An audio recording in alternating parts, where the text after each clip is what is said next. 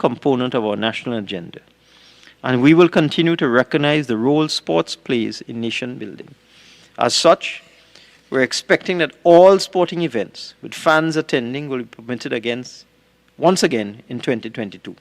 However, this depends on the success of our vaccination program. Madam Speaker,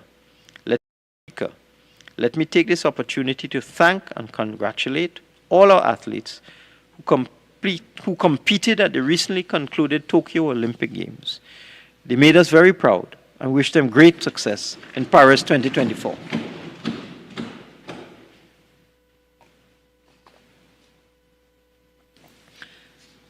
I'm pleased to report that despite the delays in government construction as a result of lockdown measures, we have constructed the Maruga Sport and Youth Multipurpose Facility, the Lavantil Community Swimming Pool, as well as concluded the structural assessments for all of our stadia with a view to full rehabilitation.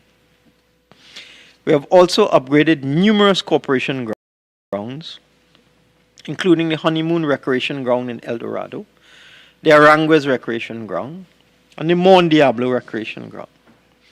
Upgrade works are nearing completion at the Sevilla Golf Club, Mahika Oval, the Dwight York Stadium, community swimming pools at Morva and Maloney, and other recreation grounds at Bourg Mulatres, Marac, Grand Riviere, and Springvale. Plans are also underway for this country to host several major sporting events.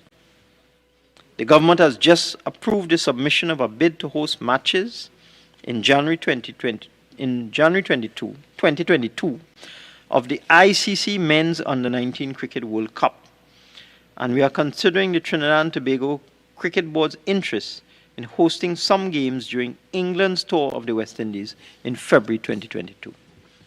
We will also be supporting the Trinidad and Tobago Powerboat Association's International P1 Circuit event, which is scheduled for February 2022. We expect that these plans will assist in the activation of our potential to build our sports tourism product.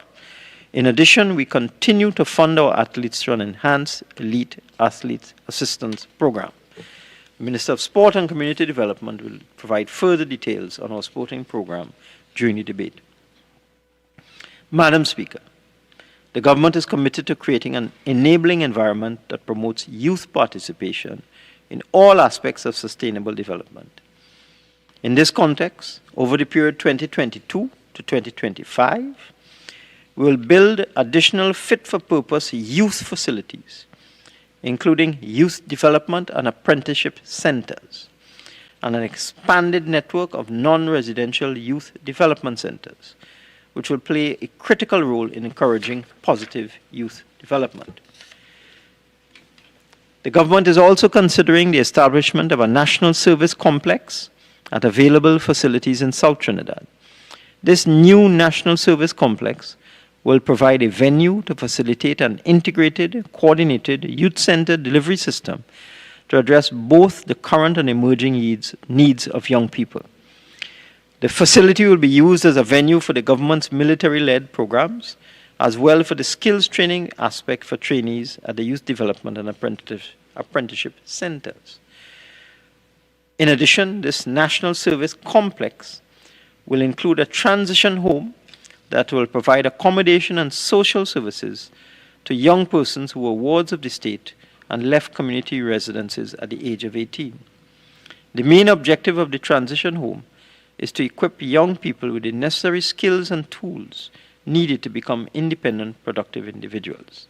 The Minister of Youth Development and National Service will expand on these projects during the debate. Now to public utilities. For many years, we have made substantial expenditure on our public utility systems, whether they relate to water supply, sewage treatment, electricity, and public lighting systems. Yet in some areas, in particular water supply, the large expenditures have not been enhancing our quality of life. We have been reviewing our public utility system, and we are committed to ensuring that we have in place an efficient, cost-effective, and reliable water and wastewater service and a sustainable and affordable electricity supply. A major driver of sustained economic development is reliable electricity services covering the length and breadth of Trinidad and Tobago. While we have made significant investments over the years in electrification programs, there are still gaps in consumer access, in particular in rural communities with unserved and underserved areas. We are targeting groups in these areas. We are assisting them in the rewiring of their homes, in particular low-income households with household income not exceeding $7,000 a month, social welfare beneficiaries, senior citizens, and victims of natural disasters. We have also made substantial investments in electricity infrastructure to meet the growing electricity demand for usage and safety. Street lighting and the illumination of public spaces are continuing. The full dispatch of the 720 megawatts from the Trinidad Generation Unlimited plant onto the national grid is strengthening supply reliability, and in Tobago, expanding supplies emanating from the 20 megawatts in the Cove Power Plant. Madam Speaker, we are looking forward to the results of the tariff review commenced by the Regulated Industries Commission for the period December 21 to December 26. We expect that the financial viability of the Trinidad and Tobago Electricity Commission will be ensured with the prices reflecting the efficient cost of production. The utility will improve its service and customers will efficiently utilize the service. We've been improving the water sourcing and transmission network to bring relief to the citizens of Trinidad and Tobago, the majority of whom are receiving water less than 7 days a week. We are making efforts to improve the water supply in those communities where the water supply is non-existent or less than 3 days a week. Several infrastructure projects have been completed with supply improvements in Chamfleur, Faizabad, Santa Flora, Palo Seco, Diego Martin, Sangre Grande, Vistabella, and Point Forte. These projects are bringing water to 65,964 beneficiaries. I'm pleased to advise that the task of repositioning WASA is very much on course.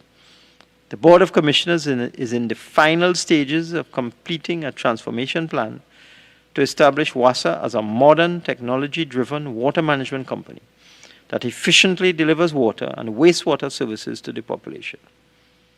An integral element of the plan is the design of a new functional and organizational structure for WASA, with supporting operational systems which will incorporate the use of modern technology, and a new business model in which government invests in capital and infrastructure, and WASA meets its operational expenditure by 2024. Implementation of the plan will commence in fiscal 2022 and will progress over the next 3 years. Already, the board has made good progress in cutting expenditures on discretionary cost items and re-engineering some deeply entrenched systems of operational planning, financial management, and settlement of liabilities to contractors and suppliers. Again, we are looking forward to the results of the rate review for WASA for the period December 2021 to December 2026. And we would put in place a framework at the center of which will be enhancing the quality of life of our citizens with a guaranteed daily supply of water. It is to be noted that water rates have not been adjusted in Trinidad and Tobago since 1993, 28 years ago.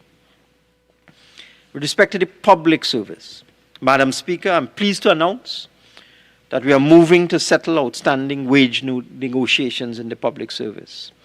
I have instructed the Chief Personnel Officer to commence in 2022 outstanding wage negotiations with the relative representatives, trade unions in the public service. Let me repeat that. I have instructed the Chief Personnel Officer to commence in 2022 outstanding wage negotiations with the relevant representative trade unions in the public service. I've also been advised, Madam Speaker, that several nurses in the regional health authorities are employed on temporary contracts. As a result, I've instructed the Chief Personnel Officer to investigate this situation and its implication for pension arrangements and recommend solutions to ensure that the employment contracts of these nurses are regularized.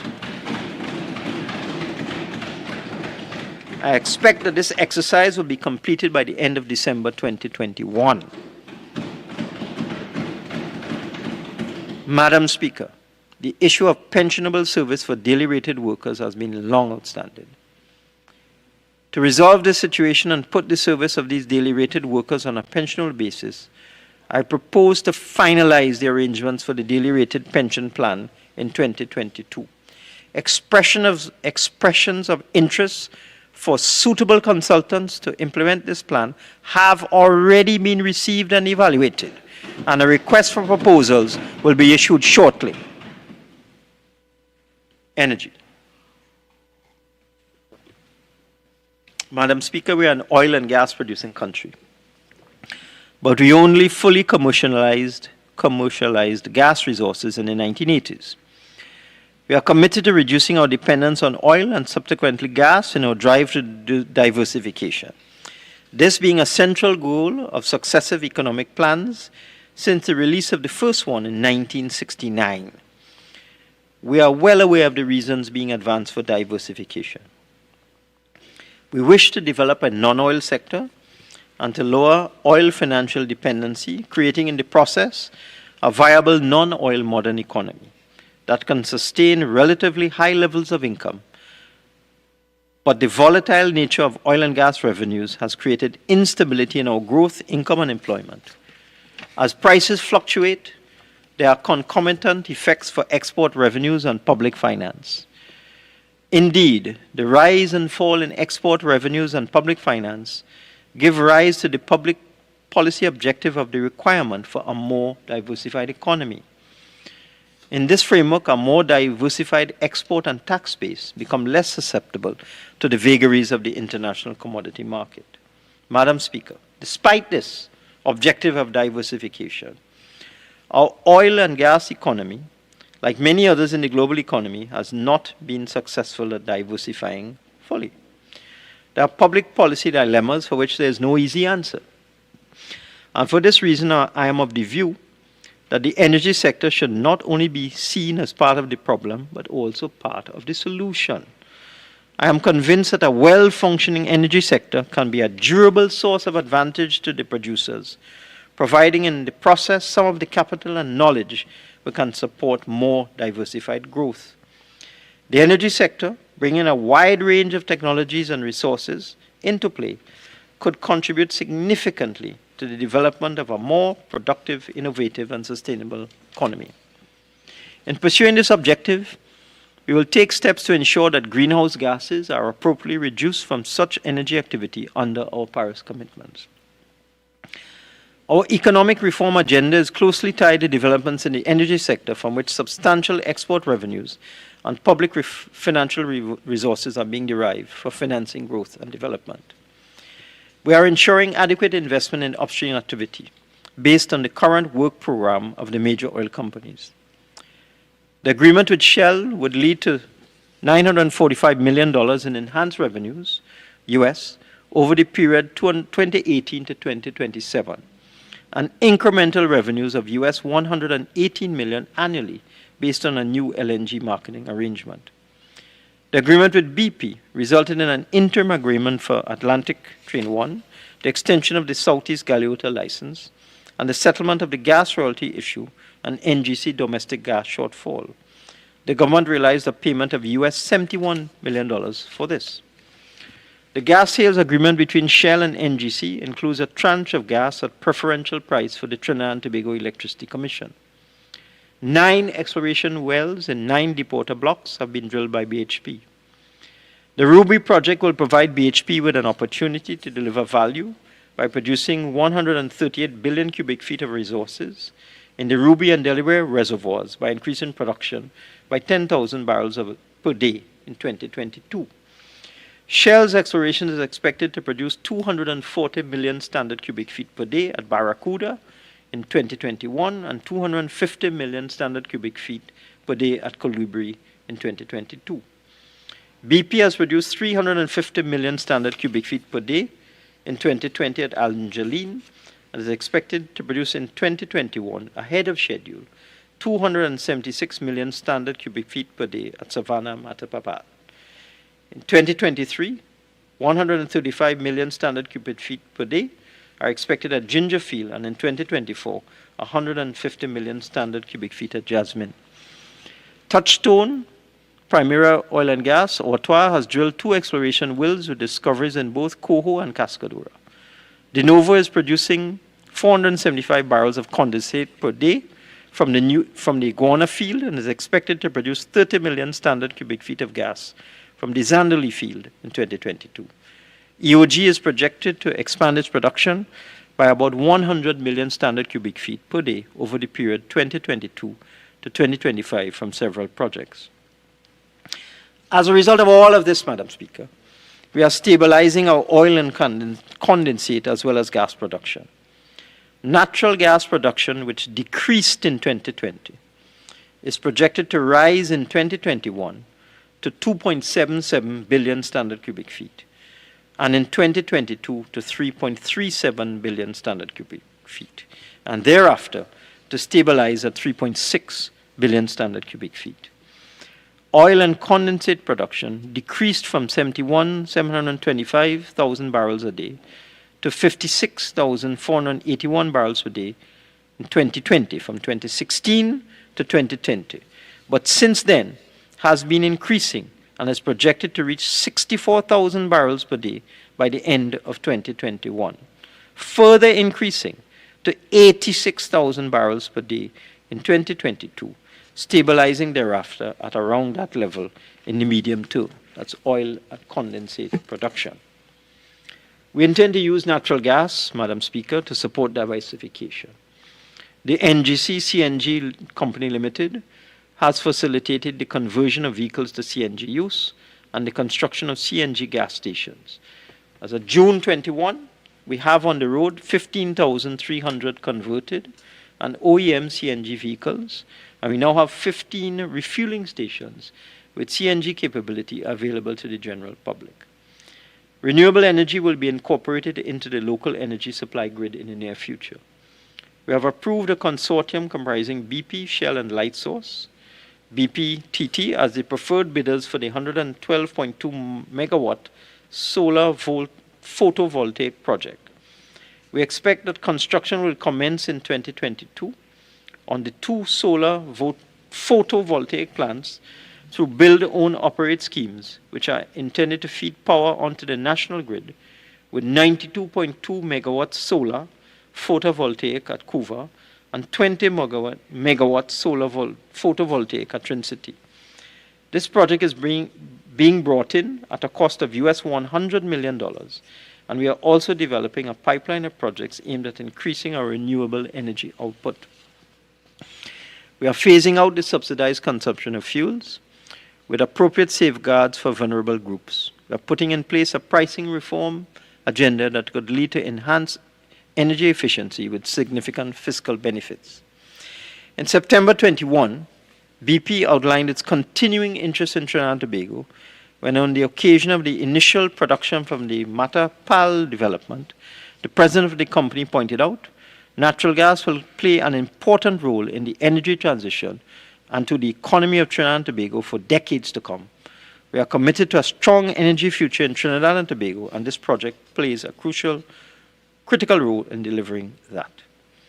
Madam Speaker, for that reason, and following on recent exploration and successful activity on both our land and shallow marine areas, we have ramped up our expectations in respect of our deep water areas. We are accordingly deeply hopeful that the next bid rounds of 2022 will attract significant investor interest on land, in shallow water, marine areas, and deep water marine. Our first bid round will be for deep water and will comprise 11 deep water blocks. The second bid round will be for onshore activity, will comprise 12 blocks. The third bid round will be for offshore shallow water, where there are 25 open shallow water blocks for consideration. Interestingly, 13 of the blocks have been a source of recent natural gas discoveries. Madam Speaker, it is well known that Trinidad and Tobago is a mature oil province. Indeed, there is a strong argument that the first oil well ever drilled anywhere in the world which produced oil was drilled in 1857, 164 years ago, to a depth of 280 feet by the American Merrimack Company in Labre, which is Spanish for pitch, in southeast Trinidad.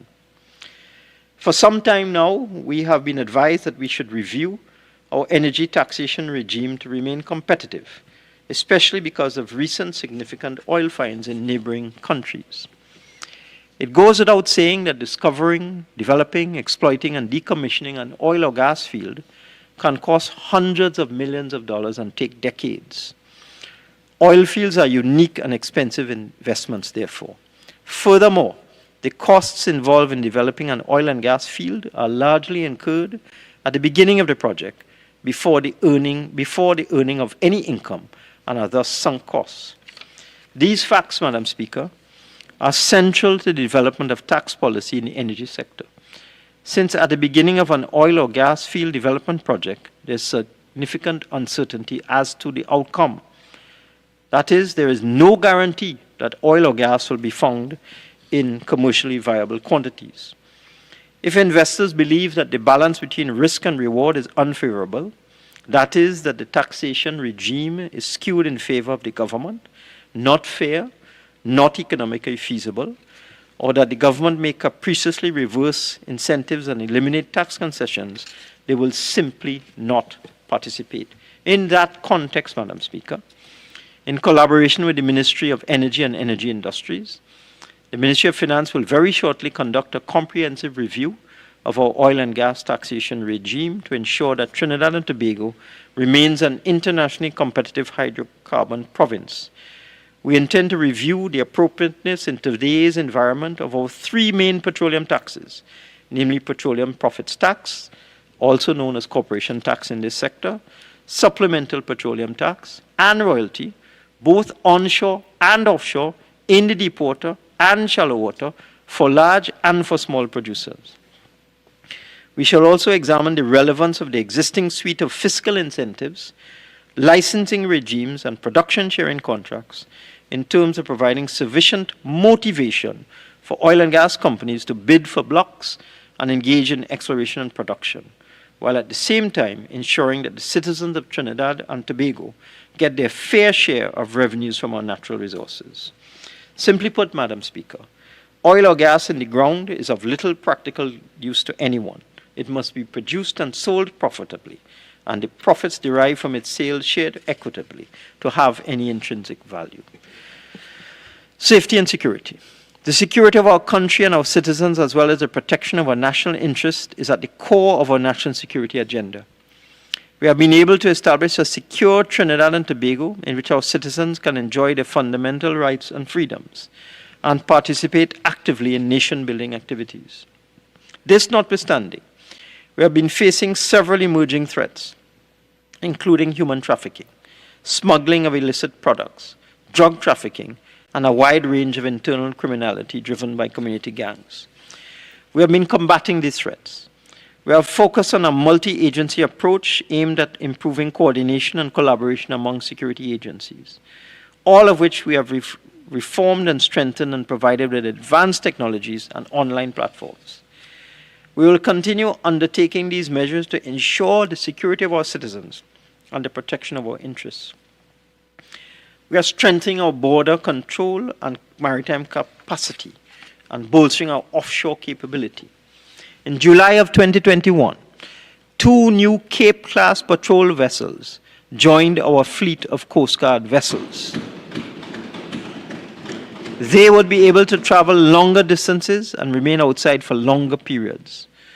They would be able to conduct a wide range of operational activities, including border security, search and rescue, protection of critical energy infrastructure, as well as countering all forms of illegal trafficking. They will secure our borders and enhance our national security landscape. The upgrade of our coastal radar system with improved surveillance equipment will assist the Trinidad and Tobago Coast Guard with monitoring our borders to combat the influx of immigrants, illegal drugs, and guns, which are being transported illegally into Trinidad and Tobago. The upgrade of our heliport facility will facilitate the detention and quarantining of undocumented immigrants. That facility is now being managed by our Immigration Division.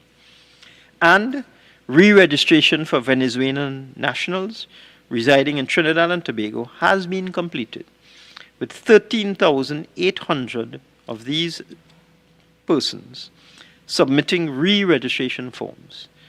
The exercise has been extended to the end of October 2021 to allow for legal regularization and the protection of registered Venezuelans.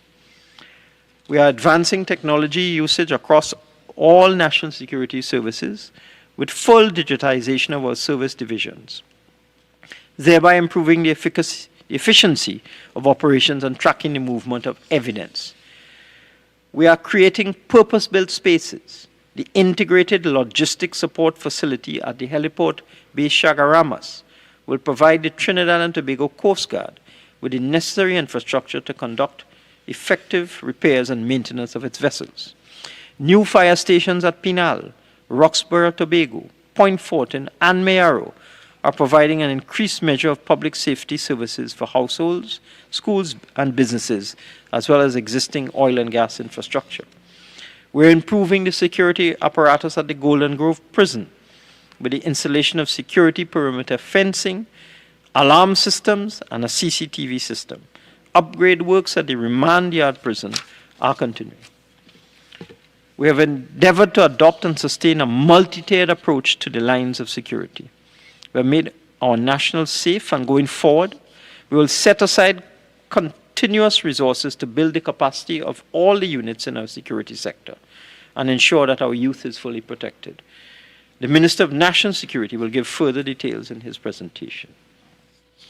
Public-private partnerships. Madam Speaker, during the last few decades, governments throughout the world have been adopting increasingly the use of public-private partnerships as procurement options for the financing and delivery of infrastructure and infrastructure-related services. While the model progresses slowly from concept to winning bidder, we recognize that they allow governments to manage better its current and future debt headroom and to retain borrowing capacity for its core functions where the market risks are too high to attract private capital. We are focusing actively on deepening the employment of public-private partnerships for large-scale developmental projects, where the demand for funding, especially risk capital, far exceeds our ability to meet the required demand. We are also considering non-strategic asset sales as a mechanism for attracting investors and accessing non-traditional sources of financing.